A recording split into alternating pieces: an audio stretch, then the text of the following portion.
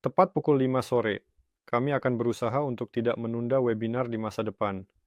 Dan sebagai penghormatan karena hari ini kami memulai siaran tepat waktu, silakan beri like dan bagikan. Hari ini kami akan membahas berita tentang proyek dirigible generasi baru dari perusahaan Nova, atau yang dikenal sebagai Aeronova. Ya, dan jika Anda tertarik, silakan tonton sendiri, ajak teman-teman, mereka yang tertarik dengan proyek ini, yang ingin tahu lebih banyak tentang kami, dan hari ini kami akan berbicara tentang hasilnya. Selain itu, kami pasti akan menjawab semua pertanyaan Anda. Silakan tulis pertanyaan segera agar kami bisa menjawabnya terlebih dahulu dan tidak melewatkannya. Jadi mari kita mulai. Fedor, tolong ceritakan apa yang menarik terjadi di perusahaan dalam seminggu terakhir atau selama ini, dan mungkin apa yang akan kita hadapi dalam waktu dekat. Saya menyapa semua orang, kamu baru saja mengatakan bahwa sebenarnya sangat sulit untuk mengingat apa yang terjadi, karena ada banyak pekerjaan dan semua orang tahu.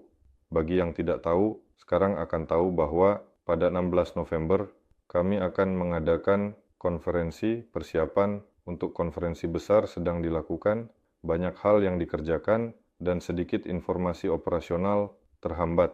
Dan seperti yang kamu katakan, Aeronova, dari mana kamu mendapatkan itu? Saya mendengarnya di kantor.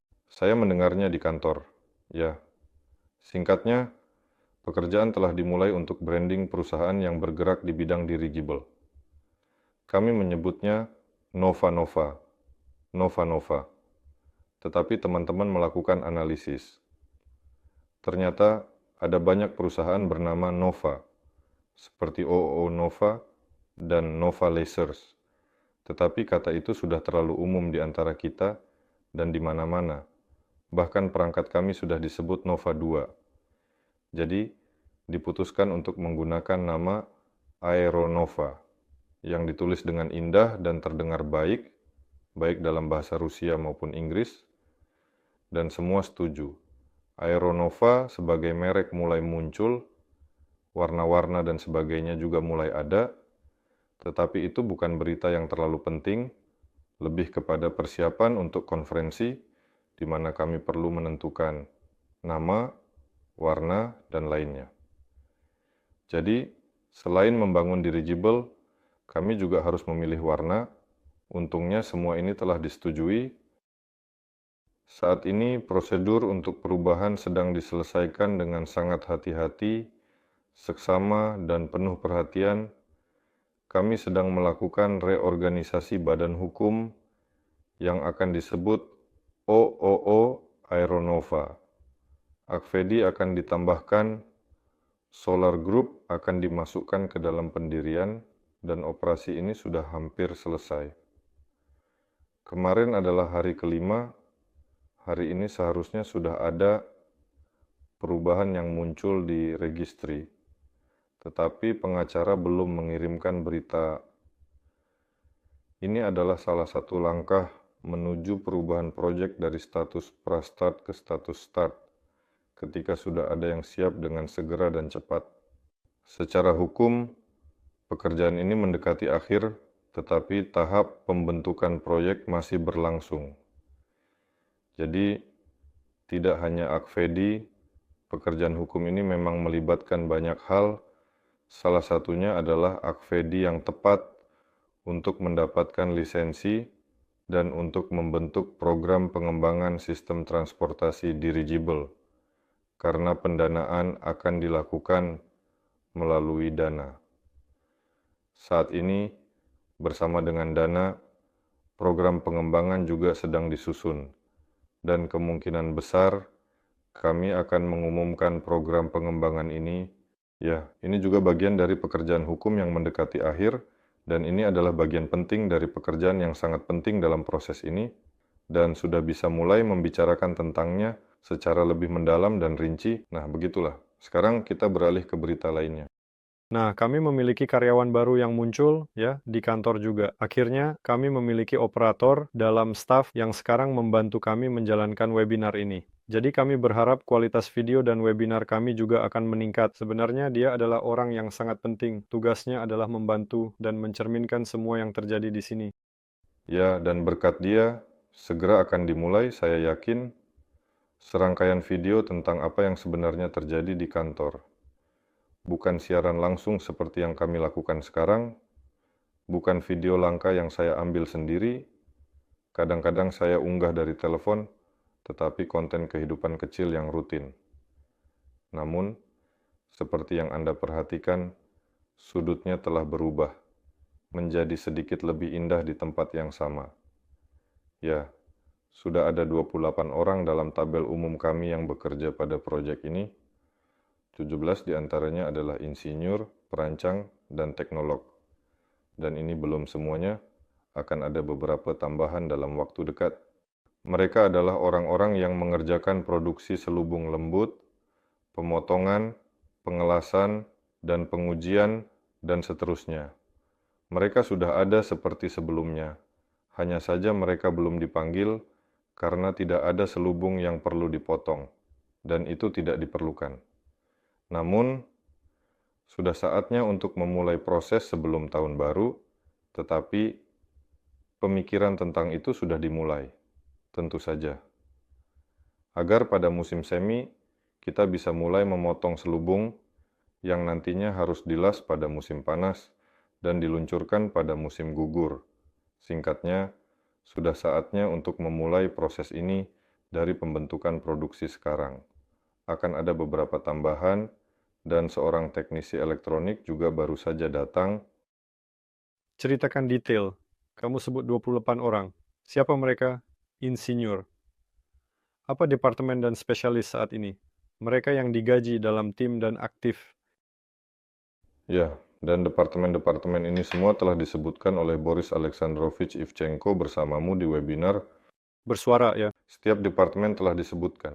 Daftar nama-nama berdasarkan departemen. Katakan kasar, saat kamu bilang 28 orang sudah cukup. Tidak, saya sudah bilang 28 itu total yang bekerja di proyek, 17 insinyur, perancang, dan sebagainya. Jadi 17, jika dijabarkan berdasarkan, sekarang saya akan bilang berapa banyak departemen, maka ada 2 orang per departemen. Tunggu sebentar. Ini yang ini ya, seperti yang ini, skema. Iya. Nah, Kepala Perancang Zubkevich, jelas. Departemen Teknologi dan Penelitian Masa Depan. Ini adalah Lobakin, Filipov, Denis, Kmel, Ahli Mesin, Kostyukov, Valeev, Kosach, Shokhov, Klimov, Karlov, Hafizov, dan Arslanov. Ini adalah departemen terbesar karena mesin dan juga transmisi putar serta kelompok motor baling-baling. Jadi seperti ini. Tentu saja yang paling penting dalam teknik udara tidak termasuk sistem kontrol, sistem udara gas, dan lainnya. Departemen Peralatan Darat. Di sini saat ini ada lowongan, bukan lowongan, tetapi orang yang dibutuhkan hanya sedikit lebih lambat dan sudah ada kesepakatan dengannya. Dia belum menjadi staf. Departemen Tampilan Umum dan Selubung. Ini adalah Krylov, Kmel yang sama, Milenin, Timoshenko. Tampilan umum adalah bagaimana bentuk Zeppelin. Secara kondisional berapa panjangnya, tinggi, lebar, di mana gondola tergantung, tempat motor berdiri, secara umum komposisi. Departemen Peralatan Pesawat adalah Orlov, Milat, dan Filipov. Sekali lagi, mari kita coba yang lain. Ya, di sini orang-orang saling berinteraksi, tentu saja. Departemen Konstruksi Unit adalah Vereshchagin Shokhov. Shokhov sudah saya sebutkan, dia bekerja di transmisi. Departemen Perhitungan Teoretis adalah Kanonenko Iroskov. Departemen Desain Industri adalah Iroskov, tapi dia juga belum diundang, sudah ada kesepakatan, tetapi belum diundang. Untuk desain produk sedikit lebih jauh, itu menjelang akhir proyek sketsa. Departemen Dokumentasi Teknis dan Sertifikasi. Di sini ada lagi 2, bukan Masterenko dan Gorokhov. Dan Ivchenko, tentu saja, Boris Sanich di sini, dan dia juga mengelola semuanya, ya, di mana Ivchenko, Raslanov, dan Konstantinov, yaitu saya, sebagai perwakilan Solar Group, sebagai Kepala Departemen Pencarian dan Pengembangan Proyek. Jadi, secara keseluruhan, semua Departemen Manajemen, Kepala Perancang, dan semua departemen. Banyak departemen, banyak karyawan, dan tim ini tidak terbentuk sekarang. Mereka sudah ada sebelumnya. Jelas semua orang ini telah berkumpul selama 3 tahun ini, selama proyek ini disiapkan. Ya, di sini ada orang baru yang belum pernah bekerja dengan Zeppelin, yaitu Lobachin dan Filipov dari Departemen Teknologi dan Penelitian Masa Depan. Tapi orang-orang ini telah berkecimpung dalam ilmu pengetahuan sepanjang hidup mereka, dan ini menambah darah segar. Ini adalah hal yang wajib. Meskipun mereka telah mengerjakan hal lain, Zeppelin bukanlah sekadar Zeppelin. Apa yang ada di sini, apa yang ada di sini, apa mesin di sana, apa mesin di sini. Secara umum, kamu benar. Ini bukan pertama kalinya tim ini berkumpul. Semua orang sudah saling mengenal sejak lama. Ya, dan lucunya adalah tim ini terbentuk tidak secara terpusat. Yang paling menarik, tim ini terbentuk secara desentralisasi. Jadi, Ivchenko, Zubkevich, dan Khmel membawa sebagian tim mereka, sementara Ruslan Arslanov membawa timnya sendiri. Dia sudah berkecimpung dalam penerbangan, jadi helikopter-helikopter itu mereka disebut Mikron. Dia membawa sebagian tim, dan dalam tim ini ada orang-orang yang membantu, bukan membantu, tetapi menjadi kontraktor untuk pembuatan bagian-bagian di sana. Dan ketika mereka bertemu di sini, Kia, ini Anda, artinya orang-orang ini sebelumnya sudah bekerja bersama, tetapi berkumpul dari berbagai sisi. Oh, dan juga Milad. Milad adalah karyawan Solar Group. Bagaimana dia bisa sampai di sini, kita akan ceritakan terpisah. Akan ada video tentang dia, kami merekamnya. Dia menjelaskan siapa dia dan bagaimana dia bergabung dengan Nova. Ini mungkin kebetulan atau tidak. Dia selalu di kecerdasan buatan, kami tahu itu. Dan tiba-tiba, dia mengembangkan sistem kontrol helikopter. Sistem kontrol dan kecerdasan buatan, itu yang dibutuhkan di dunia modern. Ya, tidak hanya helikopter, tetapi juga quadcopter. Helikopter di Iran, drone di Amerika, dan di sini di Rusia, dia terlibat dengan Zeppelin. Ngomong-ngomong, ada Lobachin, Filipov, Milad, dan Orlov. Orlov juga sebelumnya tidak bekerja dengan Zeppelin. Sudah ada 4 orang yang dihitung. Jadi, sebagian tim datang dari para ahli Zeppelin utama, sebagian tim datang dengan Ruslan dan Filipov Denis yang adalah teknisi radio. Melalui dia juga datang beberapa orang yang sebelumnya bekerja dengan perusahaan Augur dalam bidang Zeppelin AU-30, sistem kontrol untuk Zeppelin. Denis Filipov sebenarnya cukup terkenal di kalangan tertentu. Dia memiliki 25.000 pengikut di YouTube. Dan ini bukan hanya orang-orang yang menonton video viral. Dia tidak mengedit videonya, hanya eksperimen video dan mengunggahnya, tanpa komentar atau apapun. Ada audiens yang sangat spesifik, dan dia secara keseluruhan cukup dikenal, ya. Dan ketika dia mengunggah sesuatu tentang Zeppelin di salurannya, semua orang mulai menghubunginya, dan orang-orang yang menonton adalah mereka yang juga membangun AU-30. Jadi, ini adalah awal dari sesuatu, dan pada akhirnya dia mengundang kami ke kantor, kami bertemu, dan begitulah perusahaan ini berkumpul dari berbagai sisi. Jadi tim ini sudah terbentuk dan pekerjaan sudah dimulai.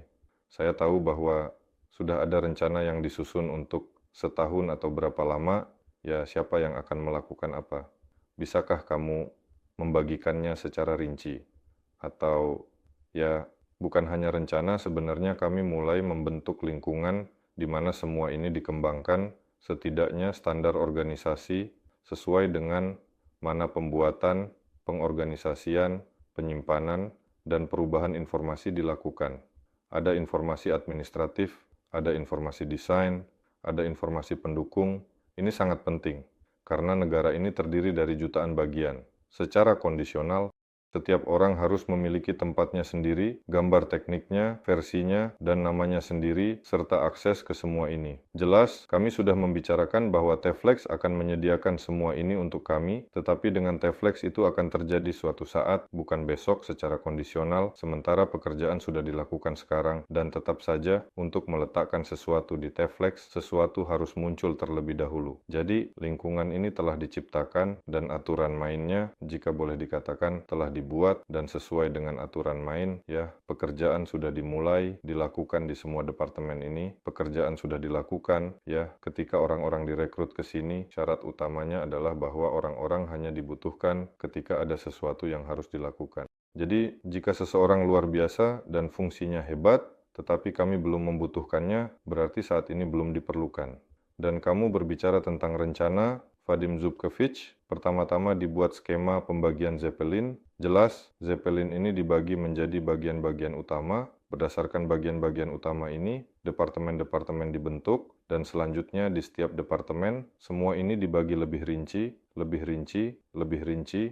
Pada dasarnya, skema pembagian telah dibuat, departemen-departemen telah dibentuk, secara kondisional semua orang memahami zona tanggung jawab mereka, dan rencana telah dibuat dari saat ini, di mana kami berada, hingga saat lepas landas, pengujian, dan sertifikasi perangkat ini, dan rencana lengkap ini sudah dilihat dan disetujui oleh semua orang. Sekarang ia berubah menjadi rencana jadwal, ya, dalam diagram ini, tetapi rencananya ada.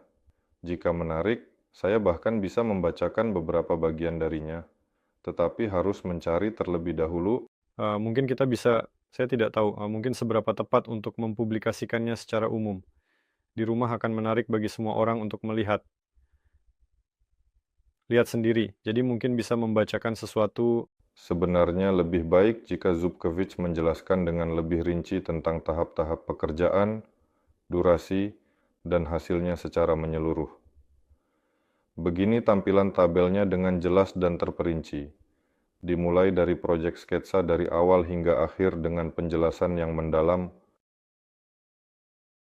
Banyak sekali yang saya lihat di sana, ya, berbagai baris dan kolom yang sangat menarik dan menakjubkan.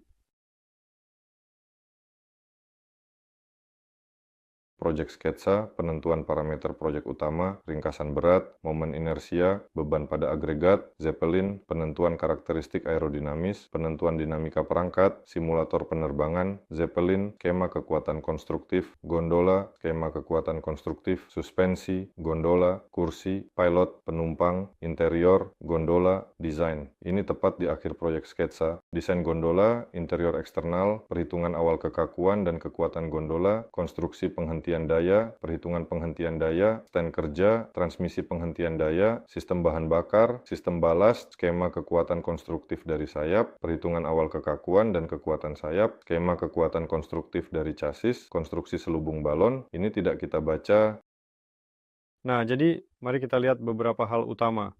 Secara umum, kita memiliki rencana langkah demi langkah, ya, dari hari ini sampai saat perangkat lepas landas. Lepas landas dan disertifikasi sebagai penerbangan eksperimental.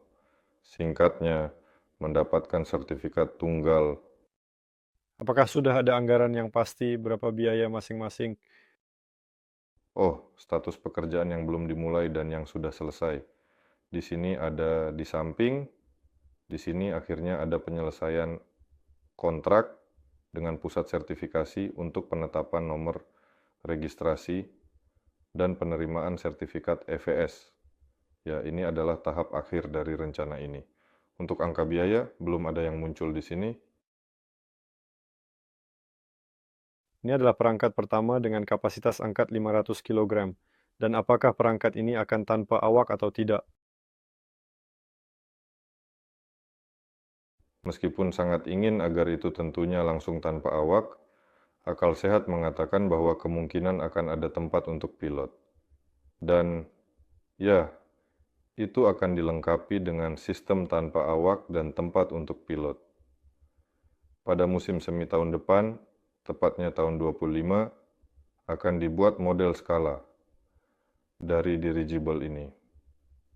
Di sana, Milad bersama dengan Orlov akan menguji sistem pengendalian jarak jauh yang ini yang juga disebut sistem tanpa awak SDU, akan dibuat model di mana geometri mesin akan diulang, jumlahnya, dorongan relatif terhadap hambatan frontalnya, dan angkat.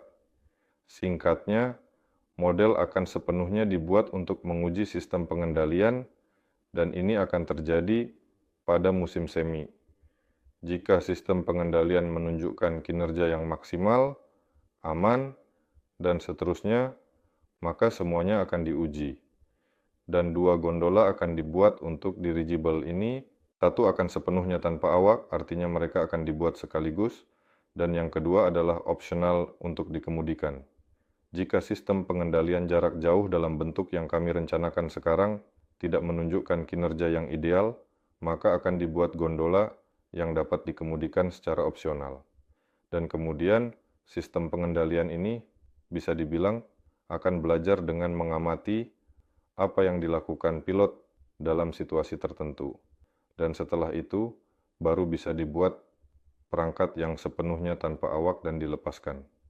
Jadi kita akan lihat, di satu sisi akan ada matematikawan dan programmer yang mengembangkan kecerdasan buatan. Di sisi lain, ada pilot yang akan mencoba mengendalikan perangkat. Kita akan lihat siapa yang menang dalam pertarungan ini. Ini adalah skema biasa untuk menciptakan pesawat tanpa awak. Ketika pilot terbang, pertama-tama ada pilot uji coba. Dia mengendalikan perangkat hanya berdasarkan perasaannya. Dia merasakan apa yang terjadi dan mengoreksi perilaku mesin dengan menggunakan alat kendali. Sementara itu, sistem mencatat, melihat apa yang dia lakukan, dalam situasi apa, dan begitulah semua autopilot dilatih. Namun, pendekatan modern dengan drone yang sama menunjukkan bahwa kita dapat mensimulasikan banyak hal di komputer, menambahkan beberapa algoritma stabilisasi dan lainnya, dan kita bisa langsung membuat perangkat tanpa awak. Dan dengan skema seperti itu, sekarang Milad bersama Orlov sedang membuat sistem pengendalian untuk dirigible. Namun, Zhutkevich mengatakan, saya tidak akan mengizinkannya. Saya tidak akan mengizinkan untuk dipasang pada perangkat besar jika tidak diuji pada yang kecil. Ya, tidak masalah. Akan dibuat perangkat kecil seperti itu pada musim semi, dan kita akan mengujinya. Sekitar berapa panjangnya dalam meter? Saya tidak bisa mengatakan dengan pasti. Saya bisa menyebutkan dalam kubik meter, tetapi tidak bisa mengatakan dalam meter. Saya bisa mengatakan sekitar 100 kubik, mungkin 2 atau 3 meter, tidak jelas. Ya, ini adalah perangkat kecil, tetapi pada umumnya, jika 2, 3, atau 5, itu sudah cukup besar. Secara visual, ini akan menjadi perangkat besar yang serius, mampu mempercepat dengan cepat, dan juga dapat bermanuver. Selain itu, dapat membawa muatan berguna sekitar 20 kg dengan mudah, tetapi hingga 50 kg juga bisa. Jadi saya mengerti dengan benar bahwa pada musim semi kita akan memiliki drone tanpa awak yang dapat membawa sekitar 20 kg muatan. Katakanlah ini adalah contoh eksperimental, tetapi katakanlah seperti misalnya, Ini bahkan bukan eksperimen, ini hanya untuk menguji sistem pengendalian. ya untuk pengujian, tetapi pada dasarnya itu bisa digunakan untuk tujuan komersial. Mungkin ia bisa mengantarkan makanan, terbang di sekitar Moskow, atau mengirimkan kotak P3 ke tempat-tempat yang sulit dijangkau. Kita lihat apa yang akan dihasilkan. Efisiensi dirigible memang meningkat seiring dengan volumenya. Dan sebenarnya dengan volume yang kecil seperti itu, lebih mudah memiliki drone biasa dengan baling-baling. Untuk apa sebenarnya dirigible dengan ukuran seperti itu? Pertanyaannya hanya, apakah ia bisa berada di udara? Jika ia bisa menempuh jarak 500 atau 1000 km, maka itu adalah peta efisiensi drone, Tidak akan bisa. tapi itu akan tanpa awak, kan? Ya, itu akan tanpa awak dan untuk pengujian sistem kontrol. Itu akan dibuat, cangkangnya akan terbuat dari bahan yang sama. Sistem udara gas akan menggunakan katup dan kipas yang sama. Jadi, itu akan sepenuhnya meniru dirigible besar. Dan ini bukan sekadar mainan. Ini akan menjadi mesin yang serius. Mainan, ya. Saya rasa ada banyak berbagai aplikasi yang berbeda komersial Kita lihat, itu akan jauh lebih serius daripada perangkat yang dibuat di Afrika bersama dengan Prancis, yang sudah beroperasi secara komersial di sana. Itu akan lebih serius, jauh lebih serius. Apakah perlu diterapkan seperti itu? Kita bisa memberikannya kepada orang Afrika, jika mereka suka menggunakan perangkat kecil untuk mengangkut obat-obatan. Secara umum, kamu tahu bahwa drone kargo, seperti yang saya pahami, dengan muatan, mereka terbang, semoga, selama 20 menit. Jika dirigible bisa terbang setidaknya selama 3 jam, untuk apa dirigible itu, kan? Saya mengerti, saya tahu itu. Kami pada waktu itu mencoba menghitungnya sendiri. Awalnya, idenya adalah untuk membangun, kemudian ketika kami mulai menghitung semuanya, kami bahkan memutuskan untuk tidak membangunnya. Sebenarnya, idenya adalah kostum tentu saja. Bukan seperti Iron Man, tetapi hanya semacam kendaraan transportasi pribadi yang terbang dengan motor listrik murni. Dan di sana tidak bisa lebih dari 20 menit sama sekali, dan kami memutuskan bahwa itu tidak terlalu menarik, meskipun di seluruh dunia, hal-hal seperti itu sekarang dibuat, ditampilkan di pameran, dan orang-orang berkata, "Lihat," tetapi semua orang diam tentang itu, bahwa itu hanya 20 menit maksimum. Tidak ada yang diam, beberapa orang mengatakan bahwa itu tidak serius, sebenarnya 20 menit. Oh, jadi hanya membatasi sampai serius saja, sebenarnya ya, ini mungkin masih ada pada kita. Menurut batasan, ketika kamu masuk ke dalam mobil, diberitahu hanya ada 20 menit bahan bakar. Seolah tidak mungkin untuk bergerak. Tetapi sebaliknya, jika kamu bergerak di udara dengan kecepatan 150 dalam garis lurus ke tempat, 20 menit adalah jarak yang signifikan. Mungkin normal, hanya tidak biasa dibanding dengan sistem transportasi klasik. Tetapi kami memutuskan untuk tidak melakukannya, karena kami berencana untuk menggunakan impeller, tepatnya Artem Lobachin, yang omong-omong tidak ada hubungannya dengan dirigible, tetapi dia adalah satu-satunya orang di Rusia yang menciptakan kostum jet dan terbang menggunakannya. Ya, proyeknya tidak publik, tetapi perlahan-lahan informasi bisa dibuka. Jadi mungkin suatu saat kita akan menunjukkan ini. Temanya memiliki kostum, di sini ada 2 mesin jet, di sini ada 2 mesin jet, dan di punggungnya satu besar.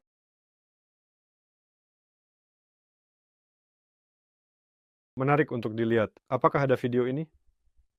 Orang-orang seperti itu dengan tim, dengan pengalaman yang menarik. Dan omong-omong, Artem, saya mengerti. Ada keinginan untuk mengundang ke webinar? Mungkin bahkan minggu depan. Ya, saya sebenarnya berpikir bahwa hari ini kami akan duduk dengan Artem untuk membahas video yang kami unggah di laboratorium, menunjukkan sistem vakum saya, dan bagaimana dia akan membantunya dengan proyek dirigible, menciptakan sistem untuk membersihkan helium, menciptakan penyemprotan berbagai material. Singkatnya, para perancang memiliki ide, tetapi tidak jelas siapa yang akan mewujudkannya, karena ini adalah lembaga penelitian ilmiah yang serius, yang saat ini di negara kita dalam keadaan yang cukup menyedihkan, dan di sini Artem memiliki lembaga penelitian ilmiahnya sendiri. Dan dia sepenuhnya menyediakan proyek ini, mengatakan, Anda menyediakan ruang, saya menyediakan peralatan, otak, pengalaman, dan tangan. Dan kami setuju, ya. Dan hari ini saya ingin membahas hal ini dengannya. Tapi hari ini putrinya berulang tahun yang pertama, dan mereka merayakannya. Jadi alasannya bisa dimengerti. Mungkin lain kali. Jadi hasilnya, ya, bahwa pada musim semi perangkat ini, ya, dan di atasnya sistem kontrol akan diuji, dan mereka, ya, jika berhasil, katakanlah, dalam pengujian akan diterapkan pada perangkat besar atau sebagian bagaimana. Lihat, ya, 2 gondola direncanakan. Kami pada dasarnya membuat sistem modular ini. Perangkat pertama yang akan dirakit juga eksperimental dan lebih banyak berfungsi sebagai laboratorium untuk menguji berbagai kemungkinan. Ada ide, misalnya, bahwa ini adalah gondola dengan mesin tetap, 2 baling-baling yang dapat diputar pada transmisi yang dapat diputar. Itu satu. Bukan ide, tetapi varian yang sudah diuji. Ada yang kedua, yaitu mesin stasioner tetap, baling-baling utama yang tidak bergerak, dan kemudian motor listrik yang memiliki vektor dorongan yang dapat diputar. Ini adalah varian kedua. Varian ketiga adalah menghapus gondola tengah, memasang 2 gondola motor, dan di sini memasang kelompok motor, baling-baling yang sepenuhnya dapat diputar. Dengan karter kering dan seterusnya, semua varian baik dengan caranya sendiri dan sulit untuk memahami. Pada akhirnya mana yang paling ideal, dan kami menyadari bahwa semua orang yang terlibat dalam proyek dirigible yang pernah melakukan sesuatu berusaha untuk menerima suatu konsep tunggal di darat, mulai percaya bahwa itu adalah yang terbaik dan hanya mengerjakan itu. Misalnya, seperti yang dilakukan Airlander, mereka telah menghitung aerodinamika dan penampilan luar perangkat selama bertahun-tahun, dan mereka menghitung satu-satunya pantat terbang yang bisa dilihat semua orang di internet, seolah-olah mereka menyembahnya. Ini milik kami. Mereka merakitnya, membawanya keluar, angin bertiup, Airlander terbalik dan jatuh. Jadi, menghitung satu formula dengan percaya padanya tentu baik, tetapi ketika berhadapan dengan kenyataan, semuanya bisa berjalan tidak seperti yang Anda teorikan. Namun, keyakinan buta bahwa itu harus berfungsi, itu buruk. Semua bentuk baik dengan caranya sendiri, semua bentuk penting untuk berbagai tugas, bisa ada berbagai bentuk, dan tidak perlu bersikeras bahwa kita hanya membangun bentuk klasik yang menyerupai cerutu. Bahkan untuk bentuk cerutu, ada berbagai variasi, dan untuk kecepatan yang berbeda, diperlukan bentuk yang berbeda, atau kita membangun hibrida, dan jika hibrida, maka hanya yang seperti ini, atau hanya yang seperti itu. Singkatnya, itu tidak bisa dilakukan, karena dirigible harus dibangun dalam jumlah banyak, dan semua berbeda. Ini seperti, misalnya, bangun mobil, Anda semua memilih satu jenis mobil, sedan, dan berhenti di situ. Juga diinginkan untuk memiliki satu desain, sebelumnya para penggemar dirigible di seluruh dunia memiliki pemikiran yang sama, bahwa harus memilih satu-satunya, menciptakannya, dan menskalakannya. Namun, sedan sangat berbeda dari truk besar. Ini bukan sedan yang diperbesar, ini adalah mobil yang sama sekali berbeda. Dan dengan dirigible semuanya akan sama. Oleh karena itu, pada perangkat eksperimental pertama ini akan ada konstruksi modular sepenuhnya, di mana akan diuji berbagai gondola dengan sayap yang berbeda dipasang, dan seterusnya. Ini akan menjadi laboratorium terbang. Beberapa modifikasi akan membawanya ke bentuk akhir yang secara kondisional optimal, yang sudah mendekati komersial, dan pada bentuk akhir yang optimal ini, sistem pengendalian akan ada. Anda bertanya apakah itu akan ada di sana atau tidak. Di sana, itu pasti akan ada. Apakah itu utama atau duplikat akan tergantung pada modifikasi, artinya itu bisa berfungsi sebagai utama jika itu adalah gondola dari perangkat yang sepenuhnya tanpa awak, atau sebagai duplikat jika itu opsional untuk dikemudikan, yaitu jika diperlukan agar seseorang yang bertanggung jawab menjalankan tugas penting dan tidak bisa sepenuhnya mempercayakan kepada mesin, maka sistem ini tetap akan ada di sana untuk membantu, memantau, dan berinteraksi.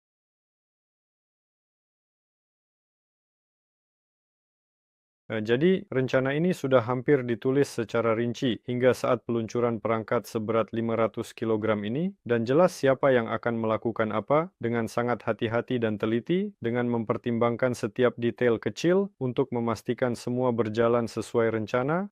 Ya, tetapi rencana ini juga bersifat sangat tingkat tinggi, cukup rinci. Ya, sebenarnya ada banyak tugas di sana. Nah, sekarang setiap poin secara alami akan dipecah menjadi subpoin, dan semua ini akan ditempatkan pada garis waktu. Dan dalam sistem penetapan pelacakan tugas, semua ini pada akhirnya akan berubah dengan sendirinya.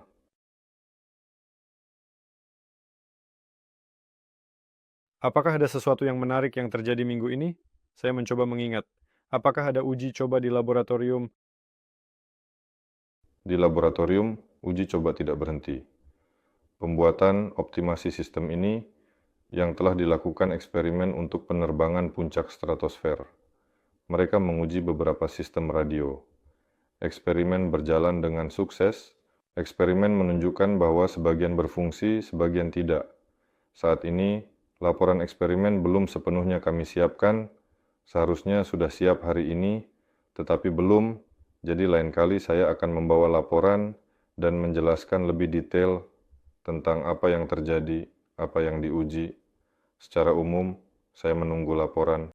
Jadi di laboratorium, ini adalah eksperimen pertama, akan ada yang kedua dan ketiga, sebelum peluncuran perangkat pengapungan jangka panjang, dan semuanya sedang dipersiapkan, tentu saja.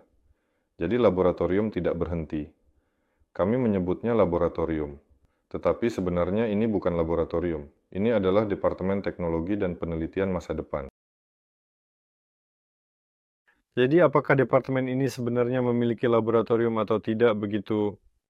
Jadi departemen ini memiliki ruang kecil bisa membuat sesuatu tidak di komputer tetapi dalam materi. Meja kerja, solder, beberapa peralatan kecil, karena semua peralatan besar yang dimiliki Ruslan tidak ada di kantor.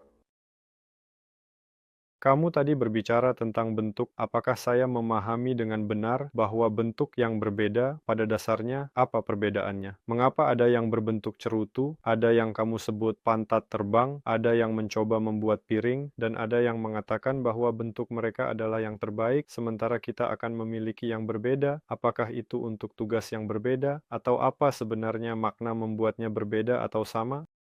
Ya, memang untuk tugas yang berbeda, ada semacam kumpulan tugas yang bisa dilakukan dengan bentuk seperti itu untuk kumpulan tugas lain. Lebih baik mengubah bentuknya. Sebenarnya, semua orang mengubah bentuk, ada beberapa alasan. Pertama, ketika seseorang memiliki ide, mari saya buat balon udara. Karena diisi dengan helium, ia mengangkat massa tertentu, dan semua benda ini melayang tanpa mengkonsumsi bahan bakar. Kemudian, keren, bisa terbang tanpa mengkonsumsi bahan bakar. Setelah itu, ketika mulai merancangnya, saya pikir volume tertentu dapat mengangkat beban tertentu. Awalnya, volume itu secara kondisional berbentuk bola, tetapi jika kamu mulai meniup dari sisi kanan dan kiri, kamu akan menyadari bahwa ia memiliki area yang besar, jadi bola harus direnggangkan. Jika kita perlu terbang ke depan, agar hambatan frontal lebih kecil, bola direnggangkan menjadi bentuk sosis. Jadi kita terbang ke depan. Dan ternyata sosis ini sudah memiliki aerodinamika tertentu. Jika sosis ini, cerutu, diangkat sedikit ke atas sekitar 1,5 derajat, maka akan muncul gaya angkat aerodinamis. Artinya, jika helium itu sendiri bisa mengangkat sekitar 100 ton, maka saat mengikuti rute dan mengangkat hidung 1,5 derajat, aerodinamika juga berkontribusi secara signifikan. Saya tidak bisa memberikan angka yang tepat, 120. Wow. Jadi, dengan aerodinamika, kita tetap terbang ke depan. Ya, kita terbang ke depan. Jadi mungkin kita sedikit mengubah cerutu agar lebih aerodinamis. Kita buat agar bisa mengangkat sedikit lebih banyak. Bukan 120, tetapi 150. Dan perubahan mulai terjadi. Mereka mulai membuat bentuk aerodinamis. Bentuk aerodinamis stabil saat terbang, misalnya. Itu menjadi stabil karena bentuknya aerodinamis, tetapi dalam keadaan statis, misalnya ketika ia hanya berdiri di sana, salah satu fungsi balon udara adalah mengangkat beban tertentu dan melayang. Menyeimbangkan bentuk secara statis menjadi lebih sulit karena ia tidak dirancang untuk statis, tetapi untuk dinamika. Ini satu, dua. Ada juga ide seperti, wah, sosisnya besar jadi harus mengangkat 100 ton, dibuatlah cerutu 100 ton terlihat sangat besar. Bagaimana kita bisa memperkecilnya? Mari kita sedikit pindahkan dari statika ke dinamika. Jadi kita mengubah dari 100 menjadi bukan 150, tetapi kita mengurangi di sini menjadi 70 dan 30 diambil dari aerodinamika. Dan sekali lagi, cerutu terlihat bentuknya berubah menjadi semacam hibrida. Tetapi pilihan hibrida sekali lagi tergantung pada kecepatan. Pada kecepatan berapa kita akan terbang? Jika pada kecepatan hingga 100 km, satu bentuk secara alami aerodinamis, di atas 200 itu bentuk lain, hingga 300 itu bentuk ketiga. Tetapi itu sudah menjadi bentuk yang berbeda. Ada orang yang berpikir sangat radikal, mereka mengatakan bahwa cerutu adalah benda seperti ini memiliki volume tertentu, sedangkan cakram jika dibuat akan terlihat jauh lebih kecil secara visual, tetapi volumenya tetap sama. Ini adalah pemikiran tentang pengurangan ukuran. Harus membuatnya lebih kecil. Kenapa? Langit sangat luas, ada banyak ruang di sana. Kita bisa membuat benda-benda besar. Tetapi ada pemikiran seperti itu, perlu dibuat berbentuk cakram. Ini berbentuk cakram, bahkan cerutu berusaha untuk terbalik seperti ini. Jadi jika ada volume tertentu dari sesuatu yang harus mengapung ke suatu tempat, maka muncul sumbu terpanjang di mana gradien ingin terdistribusi dengan perbedaan maksimum.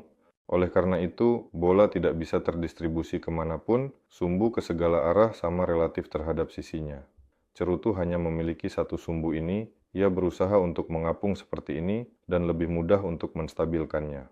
Sedangkan pada cakram, itu bukan sumbu tertentu, tetapi seluruh bidang, dan ia berusaha mengapung dengan salah satu sisinya. Jadi, jika cerutu hanya memiliki dua pilihan, ia ingin mengapung seperti ini atau seperti itu. Jika kamu menggantung beban di sini, sudah, ia tidak bisa melakukan apa-apa lagi. Sedangkan untuk cakram, menstabilkannya menjadi lebih sulit. Jadi, dari situ semua ini, ayo kita buat cakram, ayo kita buat hibrida, ayo kita buat bukan cerutu, tetapi cerutu ganda. Semua ini adalah keinginan yang sebagian besar tidak terkait, tetapi lucu dengan tantangan tersebut. Jadi jika ada tugas untuk menyelesaikan masalah tertentu, solusi untuk masalah tertentu, untuk setiap rumus matematika, kemungkinan besar ada satu solusi. Jika bukan untuk sistem persamaan, matriks, dan cerita lainnya. Dan balon udara dibangun untuk tugas tersebut, jika perlu menciptakan aerodinamika yang mengangkut beban tertentu pada ketinggian tertentu dengan kecepatan tertentu, itu adalah satu perangkat. Ya, jika itu sesuatu yang berat dan murah di dekat bumi, itu adalah perangkat yang sama sekali berbeda, itu adalah bentuk klasik, jelas, dan seterusnya. Dan semua orang berusaha menciptakan sesuatu yang unik dan ideal, seperti yang kamu tahu, saya rasa masih ada. Mereka ingin membuat sesuatu yang pasti tidak biasa karena pembuatan balon udara itu tidak murah dan perlu menarik investor untuk proyek-proyek seperti itu. Jadi, para pengusaha yang membuatnya berusaha memastikan ia harus seperti ini, tidak berbentuk cerutu biasa, tetapi harus indah, itulah balon udara. Ini benar-benar virus, saya tidak tahu bagaimana menyebutnya. Gangguan mental secara keseluruhan dalam skala planet. Dulu, insinyur yang secara kondisional menangani konstruksi mobil, sekarang desainer. Dan ini sangat menakutkan, sangat menakutkan. Dan virus ini telah menyebar kemana-mana, termasuk balon udara. Sekarang desainer menggambar sesuatu. Jadi, bukan insinyur yang memecahkan masalah, seperti bagaimana kita sekarang membangun seluruh sistem. Insinyur kita akan memecahkan masalah. Tetapi di sini, desainer menciptakan objek yang indah. Ada hukum fisika yang sulit untuk diperdebatkan. Ya, sekarang tidak hanya perlu agar ia bisa terbang, tetapi juga harus dirakit setelahnya. Dan jika kita berbicara tentang produksi massal, itu juga mahal. Apalagi, Dengan mobil ya situasinya memang sama. ya contohnya Mercedes yang berusia 20 tahun jauh lebih berkualitas dibandingkan yang sekarang. Begitu juga dengan mesinnya. Secara keseluruhan, kita mengalami degradasi teknik. Jika dibicarakan secara singkat, membuat mesin pembakaran internal jauh lebih sulit daripada mesin listrik, dan sekarang kita mulai melihat tren penghapusan mesin pembakaran internal dan beralih ke tenaga listrik. Di satu sisi, mungkin ini lebih ramah lingkungan. Ya, tapi di sisi lain, kita membunuh sekolah teknik yang sangat kuat. Kita hanya menyederhanakannya. Ya, di sini selalu ada pertanyaan tentang apa yang ada di depan. Solusi teknik yang benar atau kesempatan untuk menghasilkan lebih banyak uang. Tentu saja, jika ada komponen yang rusak, kamu akan mendapatkan lebih banyak, biaya produksimu lebih rendah. Membuat suku cadang yang tidak akan pernah rusak, ya, secara logika, dari sudut pandang bisnis, sepertinya tidak ada artinya. Ada pasar. Pasar mengatakan jika mobil rusak setelah 3 tahun, itu normal. 3 tahun pertama, tetapi lebih baik jika tidak rusak, jika tidak, akan ada kerugian reputasi. Mereka menyesuaikan diri dengan tenggat waktu tertentu. Seperti yang kamu katakan, Fyodor, selain semua masalah kerja di kantor, saat ini sedang ada persiapan aktif untuk konferensi. Bisakah kamu menjelaskan dalam 2 kata, apa yang diharapkan, informasi apa yang akan ada, siapa dari tim baru yang akan datang? Seluruh tim aeronautika akan segera semua datang ke sana. Jadi kamu bisa datang ke konferensi dan mengenal semua orang yang sering kita bicarakan yang terlihat di webinar. Semua yang saya sebutkan hari ini akan ada di sana. Semua pengemudi Zeppelin, kamu bisa bertanya kepada mereka tentang sesuatu Ya, mungkin akan ada lebih banyak orang, teman-teman, karena ketika NTS diadakan, orang-orang dari luar juga datang. Ya, dan sangat mungkin banyak orang akan datang. Saya belum bisa berbicara hari ini, Boris Alexandrovich. Secara umum, Akademi Ilmu Penerbangan dan Aeronautika sangat tertarik untuk bekerja sama dalam promosi bersama, pengembangan, dan seterusnya. Jika semuanya berjalan lancar, kami akan menandatangani kesepakatan dengan mereka, dan kemungkinan besar semuanya akan berjalan lancar, dan kami akan menandatangani, maka mereka juga akan, saya tidak mengatakan apa-apa. Tapi kamu bilangnya pelan, mungkin tidak ada yang mendengar. Ya sudah, baiklah. Di konferensi akan ada seluruh tim, kami akan berkenalan kembali dengan semua orang, memahami dengan baik siapa dokter, dalam bidang ilmu apa, dan paten apa yang dimiliki. Sekali lagi membahas secara umum dan secara mendalam tentang apa itu Zeppelin dan untuk apa mereka dibutuhkan, menganalisis dengan lebih rinci apa yang terjadi di dunia secara keseluruhan dan di mana posisi Zeppelin, melihat kembali pesaing, memahami secara menyeluruh apa yang mereka lakukan dan mengapa mereka bukan pesaing kami dan apa yang akan kami lakukan. Kami akan mendeklarasikan peta jalan dan mendemonstrasikan kesiapan kami dengan cermat dan teliti untuk memulai sepenuhnya dengan seksama dan hati-hati. Dengan kata lain, di konferensi akan ada informasi tidak hanya tentang proyek seperti sebelumnya, tetapi juga tentang Zeppelin. Kami tidak hanya akan berbicara, tetapi juga akan menjawab semua pertanyaan Anda, dan ada kesempatan untuk berkenalan dengan tim. Jadi, jika Anda tertarik dengan tema Zeppelin, pasti Anda tertarik karena Anda ada di webinar ini. Pastikan untuk datang satu-satunya, saya tidak tahu berapa banyak tempat yang tersisa. Hari ini kami menyelesaikan daftar, di sana pasti, lebih tepatnya, sekarang sedang mengonfirmasi nama semua yang terdaftar, yang ingin datang, dan besok jumlah pastinya akan jelas, sudah ada 500. Kami mungkin akan mendaftar sedikit lebih banyak orang daripada 500, karena beberapa dari mereka yang bilang, saya akan datang, tetap tidak akan datang. Artinya sudah ada 1.000 pendaftaran di sana. Pendaftaran hampir 1.000 ya. Tempat tersedia sekitar 500. Ya, 500 tempat, pendaftaran 1.000 itu benar. Namun sudah ada sekitar 500 pendaftaran yang terkonfirmasi. Jadi tidak ada tempat lagi. Ganda, sekarang perlu mengonfirmasi siapa yang memutuskan untuk datang plus 1, harus benar-benar dikonfirmasi, dan beberapa daftar sedang dihubungi hari ini, mungkin akan dihubungi lagi besok, tetapi sepertinya tidak ada tempat sebenarnya. Tapi pendaftaran masih ada, karena seperti yang saya katakan masih ada yang dihubungi, jadi daftarlah jika Anda ingin datang, tetapi jika tempatnya tidak cukup, berarti tidak cukup, dan jika cukup, maka Anda akan datang. Meskipun seseorang bisa datang tanpa pendaftaran, kami juga sudah memikirkan hal itu, tetapi hati-hati, karena tidak ada tempat untuk duduk. Ya, mereka datang juga tanpa pendaftaran langsung ke resepsionis, masuk dan lewat di sana. Ya, jumlah orang yang diharapkan di sini adalah rekor. Ya, dan yang menarik adalah biasanya 2 hari sebelum acara, pendaftaran aktif dimulai, tetapi sekarang sudah 10 hari.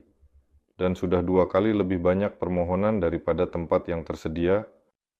Permohonan lebih banyak daripada tempat, menurut saya, bahkan 2 minggu setelah kami mengunggah pos pertama. Ngomong-ngomong, saat kita sudah membahas konferensi, saya melihat salah satu pertanyaan adalah, apakah balon udara kecil yang ada di belakang kami akan dijual di konferensi, tetapi sayangnya, balon seperti itu mungkin tidak akan ada. Ya, saat ini tidak ada merchandise yang akan dijual, tetapi biasanya di konferensi kami tidak menjual apapun, biasanya itu bisa didapatkan dengan cara lain. Seperti yang Fedor katakan, saat ini sedang dikembangkan gaya merek perusahaan, begitu siap, mungkin akan ada sesuatu dari perusahaan yang bisa dijual atau diberikan. Oh, itu terjatuh, ya?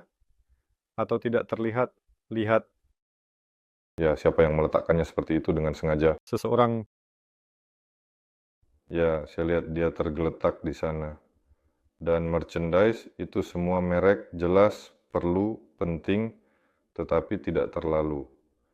Jika Anda membutuhkan merchandise, silakan komentari, tulis di Telegram, kami akan buatkan.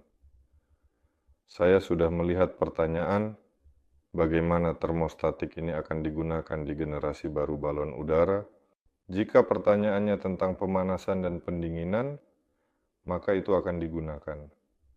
Akan ada beberapa sistem untuk pemanasan. Untuk pendinginan juga akan ada beberapa sistem. Semua ini untuk mengubah daya apung. Nanti akan dijelaskan lebih detail. Dari penggunaan panas mesin hingga instalasi generator, sampai pemanasan gelombang mikro, plasma, dan lainnya. Juga ada yang bertanya tentang, selain balon udara, apakah ada magnet, pin, dan produk souvenir lainnya yang berkaitan dengan balon udara? Kami akan memiliki paket hadiah kecil untuk peserta konferensi. Mengenai pin dengan balon udara, sepertinya itu tidak direncanakan ya, Fedor? Atau apakah kita akan sempat membuatnya? Saya sedikit menjawab pertanyaan lain dari pihak perusahaan. Ya, Anda hanya berbicara tentang pertanyaan ini, ada beberapa ide secara berkala. ingin kualitas. Konferensi ini diumumkan, tidak tiba-tiba, tapi hanya tersisa 10 hari. Menurut Anda, bisa buat kualitas baik dalam 10 hari? Baiklah, teman-teman, bagaimanapun juga kita beralih ke pertanyaan, jadi silakan tuliskan pertanyaan Anda. Saya membacanya di YouTube, di vKontakte. Lebih baik tulis di YouTube, saya bisa melihatnya di sini sekarang, tetapi Anda juga bisa di vKontakte. Kita akan menjawab semua pertanyaan sedikit demi sedikit, Fedor, atau mungkin ada yang ingin kamu tambahkan tentang berita dari apa yang telah terjadi. Kantor sedang dihuni, apa yang hidup ini, segera operator akan menunjukkan semuanya kepada Anda. Nama operatornya adalah Vladimir Vladimirovich, kenalan juga dengannya. Mari kita ke pertanyaan. Mereka bertanya soal tamu rahasia, tetapi dia tidak datang. Mereka bertanya, apakah ada yang berubah, siapa tamunya? Ya, ada seseorang di sana, saya sudah menyebutkan namanya. Saya tidak akan mengatakan di departemen mana, karena dia rahasia, biarkan saja menjadi rahasia. Ya, jika dia tampil di konferensi, Anda akan memperhatikannya, dan dia akan tampil. Jadi, tantangan utama apa yang sebenarnya dihadapi tim saat ini dalam melaksanakan proyek? Apakah memang ada tantangan seperti itu? Atau mungkin dalam waktu dekat ada sesuatu yang mungkin sulit atau menarik?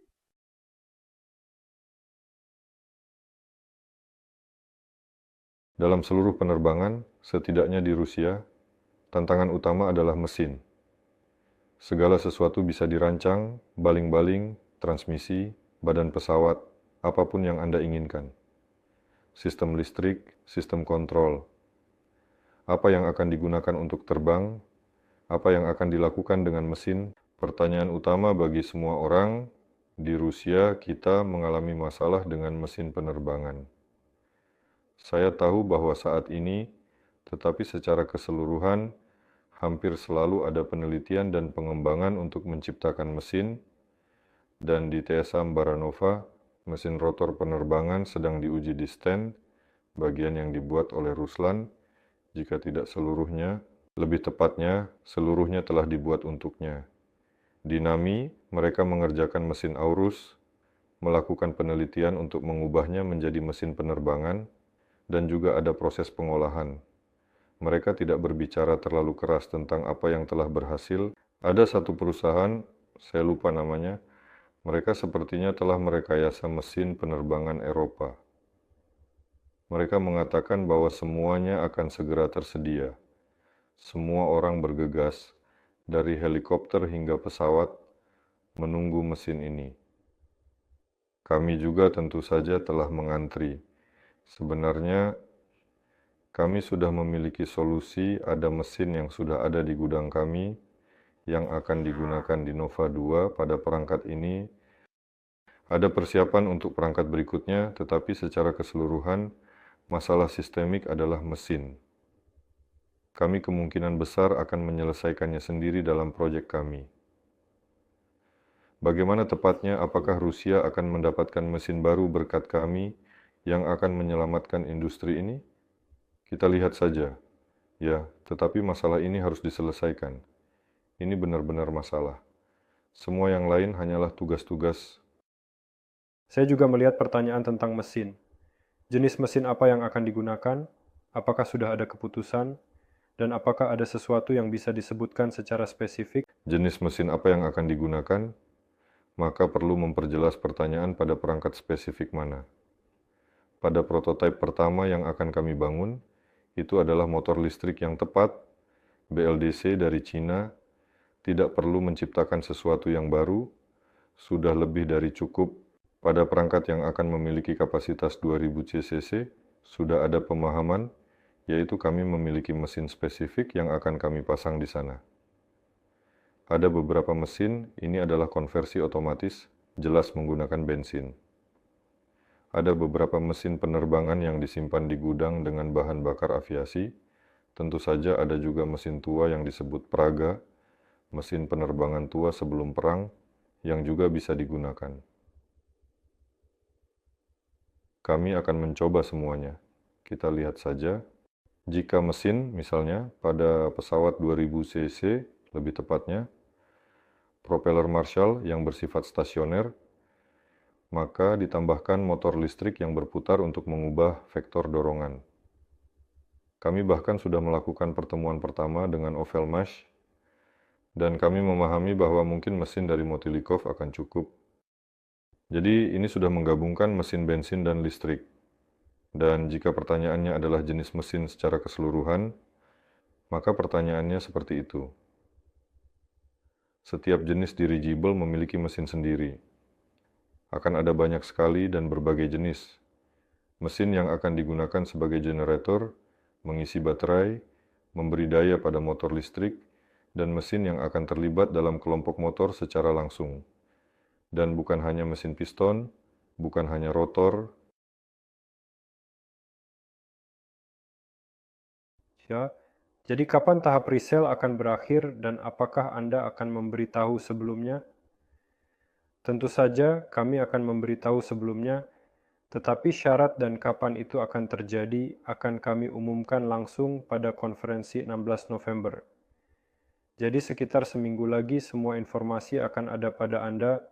Gentleman Project Yacht di bawah merek Aurus, apakah masih ada dalam rencana atau tidak? Dan apakah kita akan melihat yacht udara? Kesepakatan dengan Aurus tidak hilang, bahwa kami merencanakan untuk membangun yacht di bawah merek Aurus. Namun, banyak pertanyaan yang kami putuskan untuk awalnya fokus pada yang 2000 cc ini, sementara dengan Aurus ada kesepakatan untuk 4000 cc. Kami memutuskan untuk awalnya membangun yang 2000 cc agar, seperti yang sudah saya katakan, dapat melakukan serangkaian eksperimen.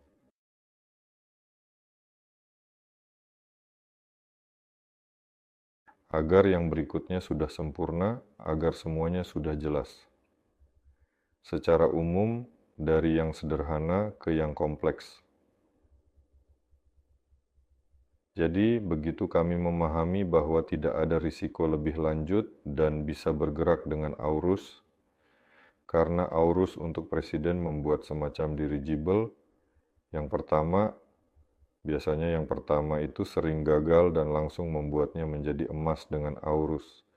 Itu tidak begitu baik, berisiko. Apakah akan ada transisi ke tahap pertama pada 16 November? Tidak. Pada 16 November kami akan mengumumkan syarat-syarat transisi ke tahap pertama, dan tentu saja dengan kata-kata lain kami akan memberitahunya sebelumnya. Atau tanggalnya untuk apa syarat-syarat itu? Saya sama sekali tidak mengerti dengan kekuatan angkat yang menarik 200 ton ke atas. Jika tanpa beban, kekuatan apa yang akan menahannya agar tidak terangkat? Sedikit. Ini adalah pertanyaan abadi yang sudah dijawab 700 kali, mungkin 701 kali di tahun 1701. Yang sangat banyak adalah berbagai sistem. Ini adalah yang paling utama. Bukan yang paling utama, jelas ini adalah salah satu pertanyaan terpenting, yaitu perubahan daya apung balon udara, dan ada sistem blast aktif. Dalam sistem ini terdapat subsistem dan banyak hal mulai dari pemanasan, pendinginan, kompresi, hingga vakum, termasuk balas itu sendiri. Dari awal, semua Zeppelin akan tanpa balas, dan sistem pemuatan dan pembongkaran adalah salah satu tantangan kompleks yang selalu kami hadapi. Jelas bahwa dengan cara yang berbeda, Zeppelin modern akan menunjukkan keajaiban rekayasa bahwa semuanya mungkin. Jelas bahwa pada saat itu, jika Zeppelin membongkar 200 ton, ia akan ditarik ke atas dengan kecepatan yang sangat tinggi. Kecepatan di sana cukup serius dan ini bisa digunakan sebagai manfaat. Bisa digunakan tidak hanya di Zeppelin tetapi juga di sistem lain. Ketika Zeppelin membongkar, jelas bahwa ia membutuhkan waktu untuk membongkar, berhenti, beradaptasi, dan kemudian terbang lagi. Mengeluarkan 200 ton atau 500 ton seperti itu hampir tidak mungkin secara keseluruhan. Apa yang harus terjadi agar bisa membongkar dengan cepat, tetapi ada sistem yang akan menahannya. Bahkan jika dilakukan dengan cukup cepat, saya ingin mengatakan terhenti. Saya tidak ingat ukuran volume selubungnya. Selubung kecil lebih dari 2000 kubik. Harus bertanya kepada Dmitri Sergeyevich, dia yang memberitahu saya. Singkatnya, menurut perasaan, kecil pasti bukan 200 ton. Ini adalah selubung kecil, yang tegak ke atas, dan jika dilepaskan, seolah-olah membiarkannya mengapung. Artinya, tanpa gondola, tanpa beban, sama sekali, hanya selubung yang secara kondisional akan terus naik ke atas. Kecepatan apa yang bisa dicapainya? Pertanyaan. Jika ada ide, tulis di komentar, tulis di chat. Tapi saya akan langsung mengatakan, saya benar-benar terkejut kecepatan apa yang bisa dicapainya. Dan ini bisa digunakan dengan sangat menarik. Dan juga pertanyaan, saya baru saja membaca tentang tahap-tahap bagaimana Zeppelin pertama akan muncul hingga akhir sertifikasi.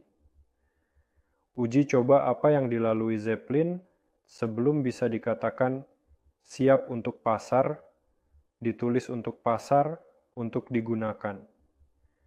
Jadi, sertifikasi secara umum mencakup.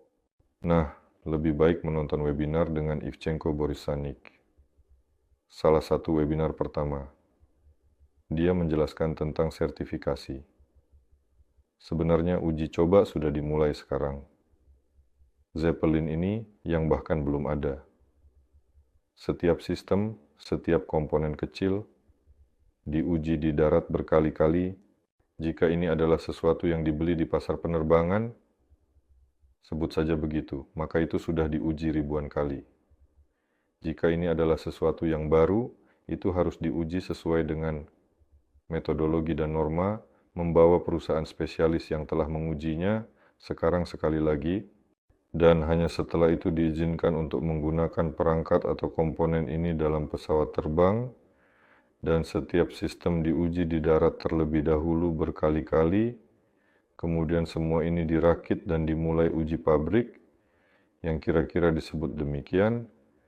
Ketika pertama kali hanya pemeriksaan semua sistem, ia berdiri di hanggar, pemeriksaan lepas landas pertama, penerbangan dengan pilot eksperimen, pilot penguji, dan ketika secara kondisional, produksi memahami bahwa dari semua komponen yang sudah diuji di darat, uji pabrik telah berhasil.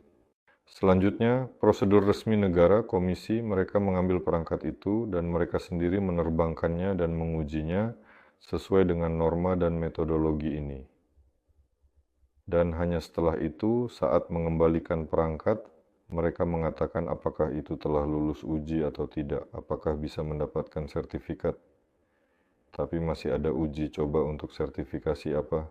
Jika ini adalah sertifikat untuk satu unit, itu adalah uji coba yang satu. Jika ini adalah sertifikat untuk produksi massal, itu adalah uji coba yang lain. Jika ini adalah untuk produksi massal di mana orang akan terbang, itu adalah uji coba ketiga, dan uji coba spesifik apa yang mereka jalani, ya sampai ke titik penghancuran, dan bisa jadi lebih dari satu perangkat yang dihancurkan. Jelas bahwa jika negara membangun 2 unit untuk semuanya, tidak mungkin kedua unit tersebut, sesuai prosedur akan dihancurkan, tetapi satu pasti lebih baik ya menonton webinar dengan Boris Sanic atau kita akan mengajukan pertanyaan ini kepadanya sedikit lebih lambat ketika dia sudah menjelaskan apa saja uji coba yang direncanakan.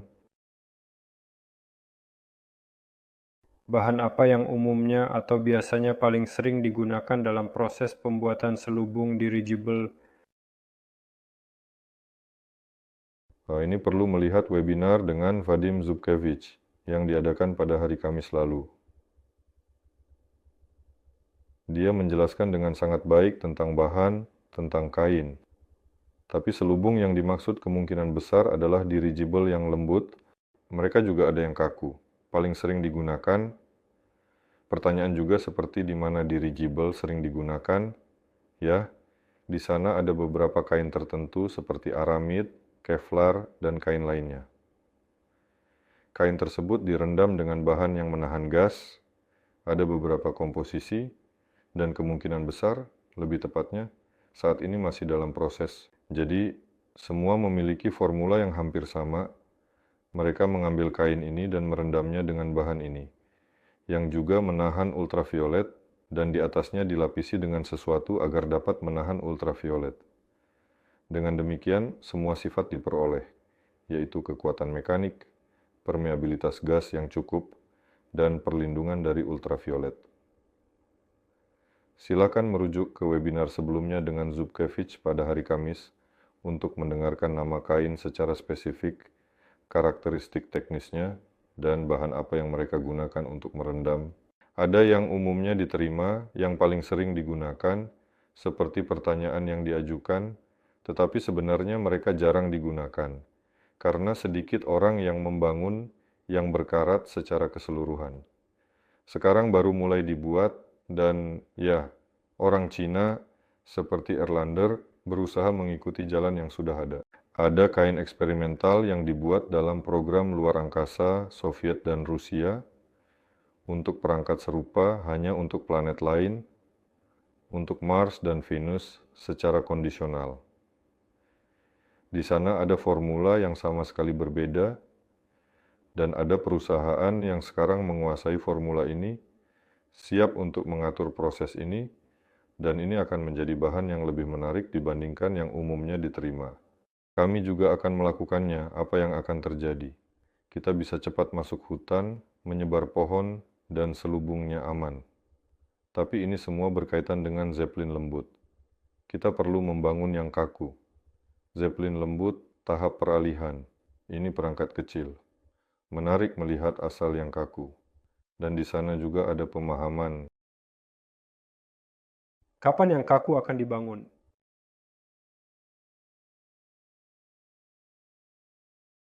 Aeronova akan dengan segera mulai merancang Zeppelin kaku. Mungkin mereka akan mulai dari tahun depan.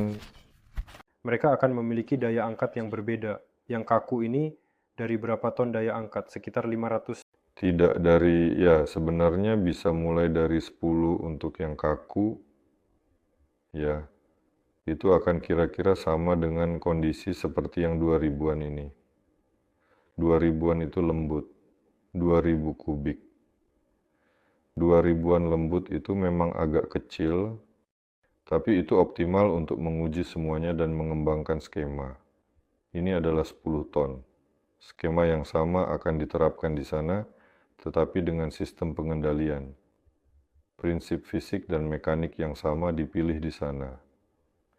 Itu akan menjadi kaku dan teknologi untuk menciptakan.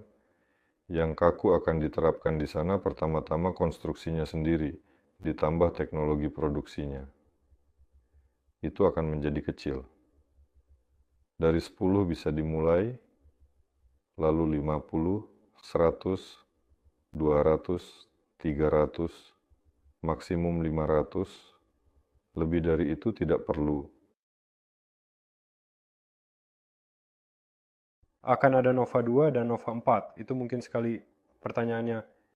Jika kita berbicara tentang Aurus, maka akan ada Nova 2 dan Aurus. Aurus juga akan lembut. Apakah prinsip penyelaman dan munculnya kapal selam sama? Di sini kita perlu memanggil Vladimir Zubkevich ke studio lagi. Ya, di sana hukum Archimedes bekerja, tentu saja di sana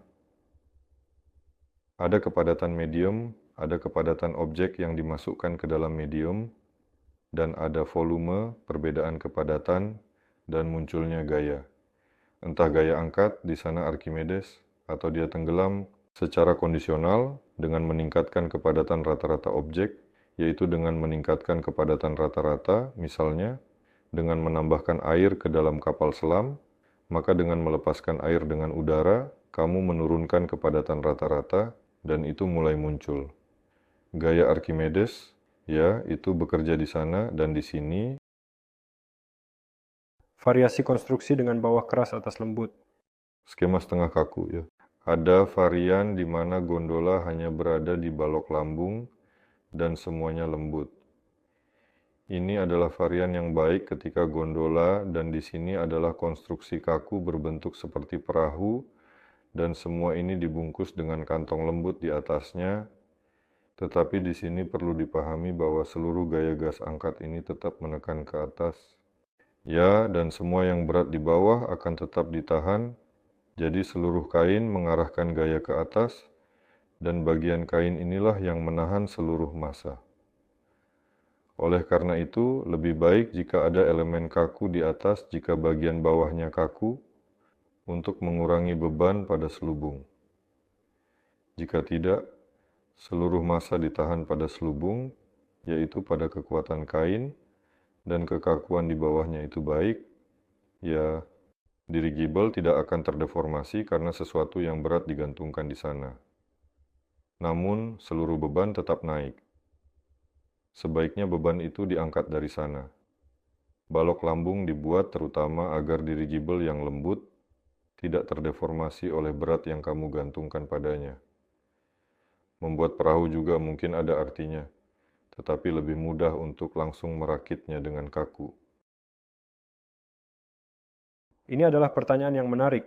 Apakah ada ide tentang gondola quadcopter yang dapat dipisahkan, yaitu dirigible tanpa awak dengan muatan, gondola tanpa awak dengan awak, mengejar, terhubung, menarik, seperti konstruksi semacam itu?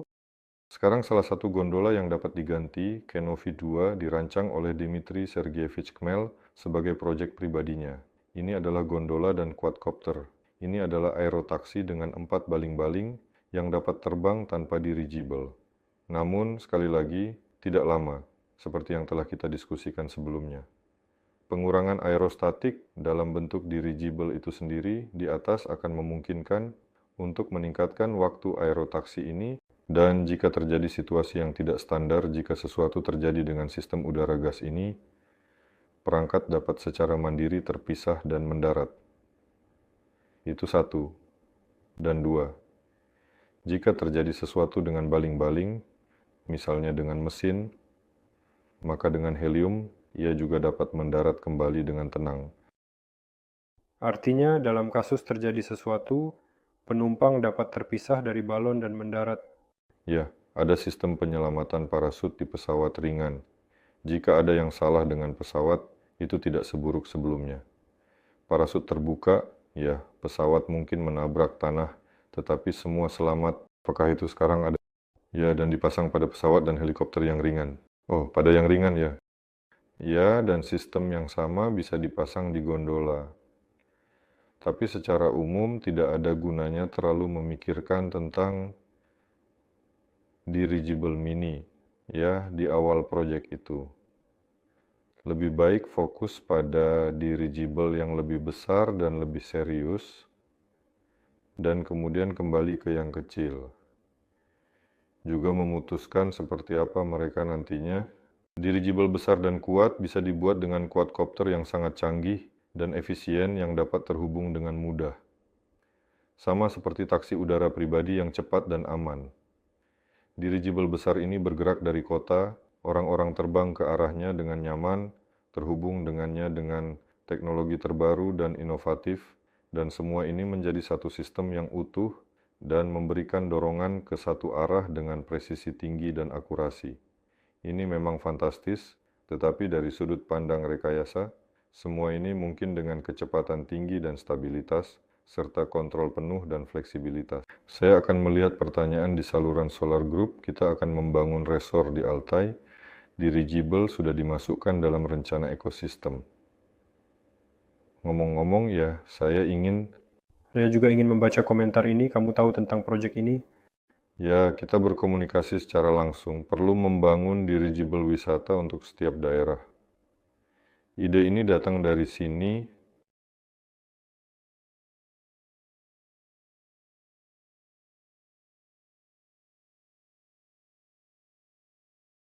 Ya, kami sudah menjawab pertanyaan-pertanyaan ini. Seperti yang sudah kami sebutkan sebelumnya, mereka diulang di sini. Jadi, itu saja untuk hari ini.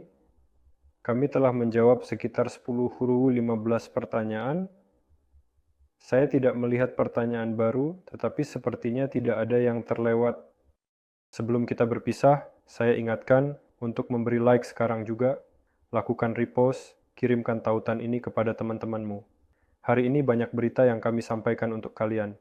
Jangan lupa, sekitar seminggu lagi kita bisa bertemu secara langsung dengan saya, Fyodor, dan semua anggota tim dari Solar Group, Aeronova, dan tentu saja Sovelmash. Mereka juga akan hadir. Saya tidak tahu siapa yang pasti akan hadir. Saya tahu bahwa Alexander Sudarev pasti akan ada. Kami berharap orang lain juga akan datang lebih banyak, agar kalian bisa berinteraksi dengan mereka. Jadi kami menunggu kalian, kami mengundang, kita akan bertemu secara langsung di sana. Fyodor, mungkin kamu ingin menambahkan sesuatu? Bagi mereka yang tidak bisa hadir, siaran langsung dan rekaman tayangan. Jadi jangan khawatir. Informasi akan ada, tentu saja, akan ada video dan foto, tetapi secara langsung selalu lebih menarik.